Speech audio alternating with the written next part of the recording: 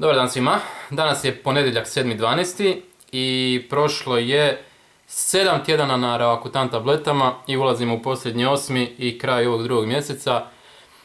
Prvo, po čemu se razlikuje od prethodnih? Pa ovaj tjedan je popribližno isti, a možda malo više se suše usta i to jest usnice i lice. I malo mi je lošije stanje nego inače, ali to je valjda tako treba biti, nekad je dobro, nekad je loše. A sad ću se i približiti. Znači, ovaj je problem i boli malo. Crvenilo je prisutno, kao što vidite tu. Ovo je ono čemu pričam, znači sušenje i usnice. Desna strana lica je uvijek lošija od lijeve.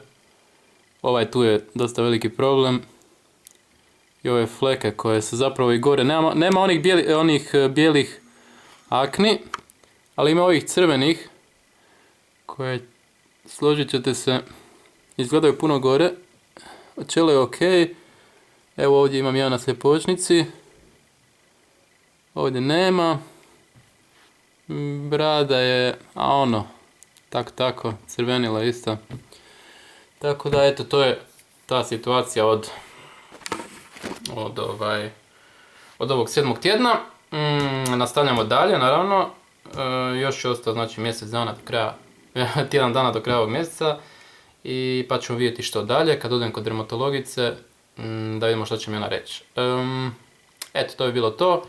Pozdravljam vas i vidimo se idućeg tjedna. Bok.